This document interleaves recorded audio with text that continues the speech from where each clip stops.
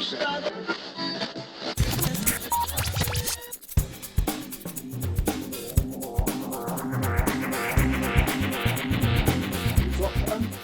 been present at MCM Comic Con events all over the United Kingdom over the last few years. What makes these events so special for you to keep coming back? It's always the fans. It's always the fans. I remember I've been doing MCM Expos, you guys, for probably 10 years. Back when way back. I've done all of them several times, and I never cease to be amazed and humbled and really honored by the turnout. Every time I go anywhere, I think this is going to be the time that nobody shows up. I'm just going to sit there and twiddle my thumbs all day. And I'm always so pleasantly surprised by the fans. And they're so kind, and they're so enthusiastic. And it's such a thrill to be here. Every time I get to come here, I love it. So obviously you played Broly all those years ago. I hear a Broly question coming. DBZ action here. And since then, he's arguably become the fan favourite movie villain. Are there any nerves or worries on retaking the role in this latest film? Oh, nothing but excitement, my friend. For 15 years, I've played Broly. Can you believe that? Before you were born. Yeah. I was playing that crazy guy. And 3 movies, 13 video games, and I always wondered if he would ever become canon. If they would ever bring him into the Prime universe, let him kick some butt in the Prime universe. And when I heard that there was a movie coming out, I was so excited. So I'm really, really thrilled about the new movie. Absolutely. So what is your favorite Dragon Ball transformation? Wow, what's your favorite? Well, that's kind of... Because I like Super Saiyan 4, but I also like Super Saiyan Gods. But I also like Super Saiyan Blue, and I also like... You know what they all have in common? Broly is better than all of them.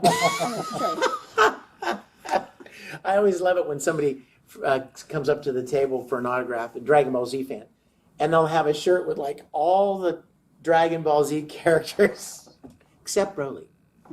And I'll be like, you know what all those guys have in common? They're all wussies. Broly's the man.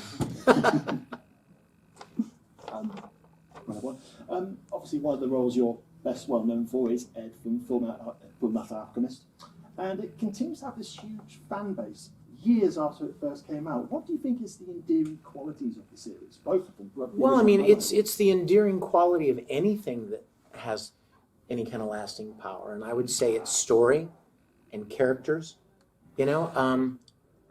I've done a lot of anime, and there have been very, very few things that have really hit me the way that Full Metal did. And I know I'm not alone. It's such a great story, such endearing characters, and everything about the production was well executed. You could have a good story, and if the animation is crappy, then it suffers. Or if the music is bad, it suffers. Or if the voice acting is bad, it suffers. There are many places along the way where a good anime will fall apart because one of the elements of production was not done that well. But Full Metal, I think, was one of those series that just everything about it was really strong. And I am really, really honored to have been a part of it. You could probably spend your whole life as a voice actor and never get the chance to play a character like Ed. He was such a thrill to play. I love that little pipsqueak a lot. Yeah. I heard that when you took on the mantle of Fullmetal Alchemist, there were a lot of pressure from an established fandom, and then you took on the mantle of Captain Kirk also. And I love you. I love you for bringing up Star Trek right now. Thank you. I'm just wondering, talking about Star Trek and you see Star Wars, how do you deal? What are the positive and negative dealing of a very passionate and established fandom? There are positive and negative elements in everything, just about. Unfortunately, there are people in the world who are, for whatever reason, they're lonely, or they're sad, or they feel kind of unimportant, and they've somehow decided that the way to establish themselves is to talk negatively about things, or to trash things, or to attack people. It's really sad, especially in something like a fandom where something like Star Wars or Star Trek have so many people that love it, and it has inspired them in so many good ways. But you can take just about any good thing, you know what I mean, and turn it into something unfortunate or negative. I don't pay much attention, I try not to pay much attention to the negativity.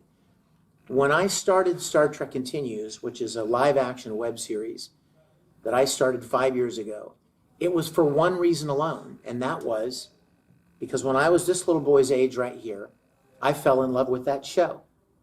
And I dreamed of getting to be a part of Star Trek, somehow, some way. So 5 years ago, I decided, you know what? I'm going to rebuild all the sets, and I'm going to play Captain Kirk. Just one time. And make a Star Trek episode the way I remembered the original series episodes. And we did it, and the fans really enjoyed it. So now, 5 years later, we've got over 10 million viewers, and we've won dozens of awards, and it's been very, very well received. We've made 11 full-length episodes, and I don't pay much attention to the negative stuff because the good news is there's a lot of positive. There's always a lot more positive than there is negative, you know, and you just have to choose which one you're going to focus on, you know. Are you going to focus on the 5 people that are talking negatively, or are you going to focus on the 1,000 people that are talking positively? Moving on to the positive from the negative fan interactions, do you have any particularly fond memories of interacting with your fans? You do not have enough time for me to tell you all of the positive interactions I've had. And you know what else, you guys? I'm going to take this opportunity to tell you this. I have never, in 20 years of voice acting and probably 15 years of convention appearances, I have never had a negative fan experience in person. In person. Now, a lot of people are very empowered to be negative online, right? When they're, you know what I mean, when they're anonymous and they're shielded by their computer, they can be mean and hateful and make up lies and stories and cause all kinds of trouble because they have that anonymity and they feel powerful. But they come to conventions and they'll come up and ask you for an autograph. Like they're, you know what I mean? It's really interesting. I've never had a negative fan experience at a convention. On the contrary, I've had so many positive experiences. I've had people who've lost family members. I've had people who've lost limbs in accidents or due to an illness, and Fullmetal Alchemist got them through what would have been an otherwise unbearable experience. And I would have never imagined when I started this 15 or 20 years ago that I would ever have the privilege to be a part of something that would mean so much to people at difficult times in their lives. You know, when you start it, you're like, I'm doing a voice for an animated show. How cool. But then you don't realize that there are people out there and they discover these anime series at important moments in their lives, at crossroads in their lives many times. And very much the same way I discovered Star Trek. You know, so to get the privilege to be a part of anime series and video games that have really encouraged and inspired people in different ways has been really the great privilege of my career. As you said previously and just now, like you've worked on a lot of anime, but what was your first experience like? What was the first anime you ever watched? The very first one was Vega in Street Fighter 2. And it was at this little studio in Houston, and I didn't think anything else would come of it. I thought it was kind of a one-time thing, you know? And I was writing music professionally, writing and producing music. And a few weeks after I did this little thing for ADV Films in Houston, they called me back and they said, hey, we have another anime show. Do you want to come and do a character in it? And I was like, okay. And I figured, okay, 2 times, that would be it.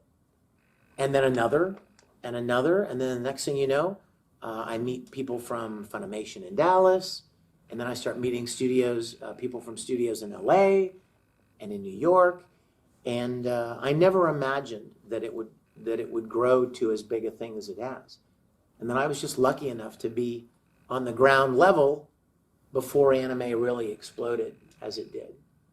So that was my first experience, and it's just been really amazing to be a part of it. So you got the people of Critical Role coming this weekend. Some of them did work for. Oh yeah, in fact, yeah, they're all great friends. Yuri and Tara and Sam and Liam and Taliesin. So my question is, do you play tabletop role-playing games like Dungeons and Dragons or Star Trek Adventures yourself? You know what? I actually did a voice for Star Trek Online, but I don't play a lot of video games. It might scare you to know that the last video game I played was Donkey Kong Jr. And it was in an arcade. It wasn't even on a home video system. I've gotten to play roles and voice roles in a lot of video games, but I don't play them much. So those are offline. They are board gaming sort of thing around. No, the table. I've not done any of that. You should try. I should in all my spare time. But yeah, people often like there are people playing downstairs, the streaming guys downstairs, and I was supposed to play with them, and I told Emily, my helper, I'm like, oh no, I shouldn't do this because I'll get killed in like 6 seconds because I am not a good video gamer. Am I out of time? No, Thank you really guys. good. Really good.